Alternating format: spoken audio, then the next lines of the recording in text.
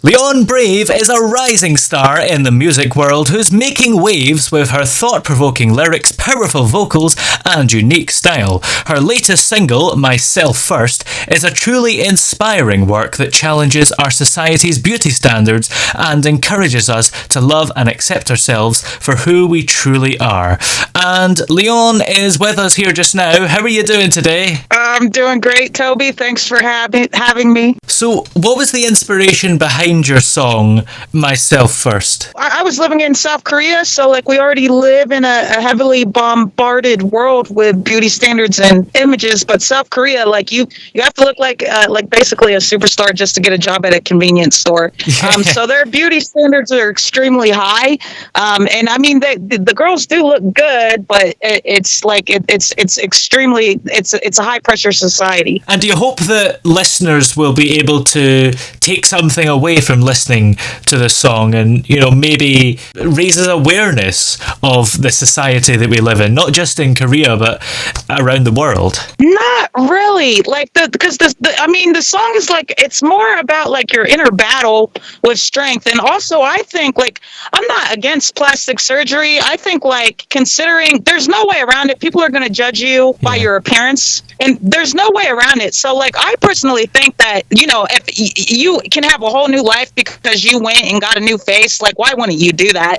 I see that as an investment in yourself. And for me, I'm so far, I'm a natural beauty, but I think you shouldn't shame girls who want to get plastic surgery at the same time, because it is a beauty conscious world and that's not going to change. Now, in the music video for the song, you wear a wolf mask. How does that relate to the subject matter of it? Because, also a lot of girls deal with body dysmorphia, and then what women think is attractive to men, they've done research on it, and there's it's not aligned at all. Usually men like women to be honestly anywhere between 40 to 60 pounds heavier than what women think men want women to be, which is a crazy disparity in what men consider attractive in women and what women consider attractive in women.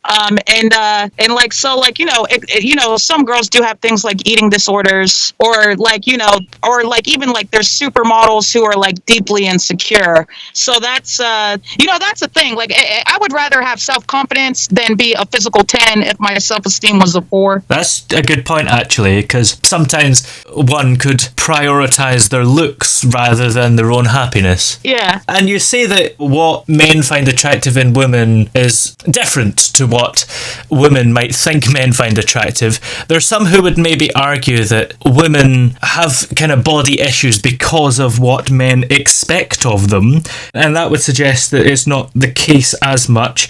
So what do you think is maybe the cause of women having issues with their looks? I know that's a pretty big question. I don't think it has anything to do with men, actually. Because here's something that's really true about our society. We always pretend there's a battle of the sexes, but really just maybe society is segregated by races. Society is also segregated by gender. Yeah. So usually men perform for the male gaze, and usually women perform for the female gaze. If we're to be honest, we might want to say we're doing it for men, but women do it for other women. Yeah. Because men, I don't care. I have enough knowledge to know men don't really care about women's nails. I don't think they care at all if a woman has neon green nails. That is a girl thing. Girls do that stuff for other girls. Men don't care. I think, and then girls are mean. I'm not really sure what goes on in boy world, but especially when you're young, girls can they just rip you apart. I have a lot of sisters, and if you go home for a holiday, the first thing they do is start nitpicking your hair, your outfit, your makeup. Why aren't you dressed up more? And I don't. And I've always sort of been a tomboy in my family, but I can imagine if you're a little bit more of a girly girl and you have a family like mine, it's rough. And then I don't really pay too much attention to my breast, but just dealing with my sisters, a lot of them have insecurity about their, one of them did go get surgery on her breast. I don't normally think of my main priority, but there's a lot of girls who like every day, like they wake up stressed that their boobs are not big enough, which is a girl. I mean, I guess men have that with their penis, so. Yeah, there's that, I suppose. So, as a singer, songwriter, pianist, guitarist, and writer, how do you manage to balance all these talents and passions in your creative process? They go hand in hand. I feel glad that I can express more complex issues through a song, through a quick, entertaining 3-minute song. I'm not like, this interview wasn't great for me, like, because I don't really know how to describe myself. Like, I understand songs. I understand how to get my ideas out in a song. And like, so for me, like, it's real easy to balance everything in that medium. And how do you think your educational background has influenced your music and message? I mean, I'm a really good writer, which a lot of producers tell me that they think I have strong writing skills, and that's like really helpful because they say a lot of artists come in here with trash. Like, I'm a really good songwriter, like, to be honest, but like in regards to social media, it would probably help if I was dumber, because like what trends on social media is stupid. So I don't think intelligence is necessarily an advantage in regard to trending. What's trending, because cats are trending. I think being cute is the biggest advantage. Yeah. In your music, you've got quite a ravishing rap style and provoking lyrics.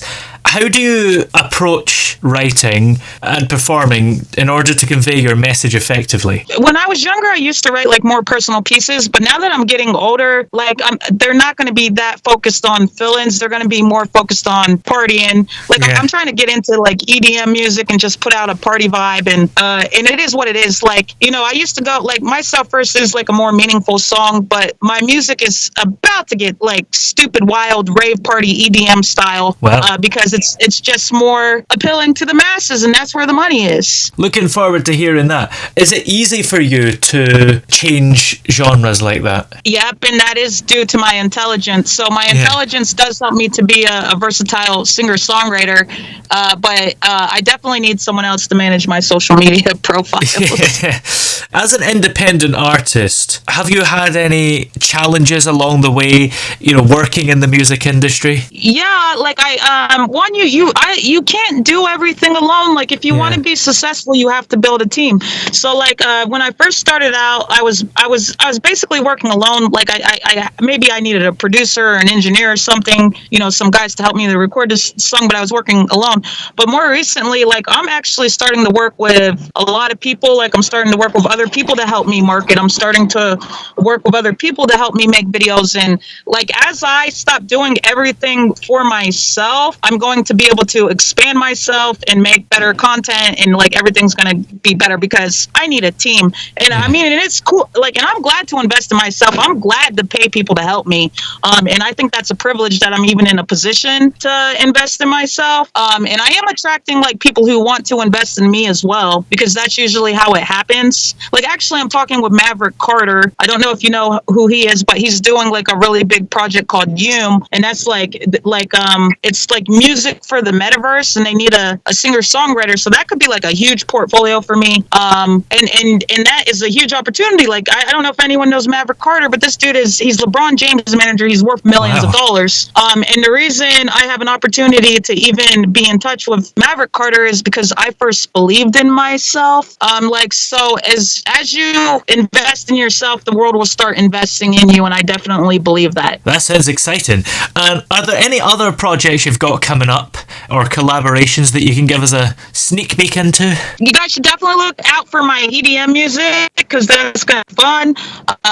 Spring break music, like this really stupid fun song called Colors. And it's kind of like about tripping on psychedelics, which, if you look into science, it's actually good for mental health. So I don't really care what probationists have to say. And then I do have, because I'm actually a businesswoman, I am coming out with a book called Brave's Girls. And the first storybook is called What Can a Brave Girl Do? Well, she can do anything a brave boy can do. So I am coming out with children's books, and shoot, yeah, I'm a businesswoman. I'm more than a musician, and music is just sort of a platform to get people into buying my merch. Yeah. And do you have merch available at the moment for us to buy? I have a shoe line called My, because in America, black people use my a lot. They use the word for everything, this, that, and this is controversial, but they really speak like that. Like, and so I was joking around. I was like, my socks, my shoes, my shirts, and you know what? Why not my? Like, so, yeah, I got some shoes out called my. You can order them. And the guy that works on the bleep machine on this show has just been paid a load of money, so maybe he can buy some.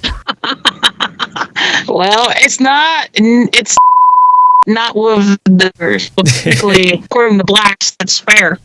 So it ends in an A instead of ER. If it ends in ER, it's an illegal move that you're supposed to get beat down for, and if it ends in it's supposed to be fair game. But technically the rule is if you're white, you shouldn't really be saying the N-word at all. But if you're black, you should be saying it. Guh. You're not going to ban it. It's like guns. It's not going away. Well, where are we able to find all your music and all the merch and everything that we need to find? They're on different platforms. I would like to get everything unified on Amazon. But like and then also like I kind of want to direct people to Amazon. My music is on all the major platforms: Apple, Pandora, Spotify. But go ahead and go to Amazon. My books will be on Amazon. Like that's a great place to find me. Excellent. Well, many thanks for talking to us today. It's been great to have you on. Okay, thank you for having me, Toby. Sorry about all the bleeps.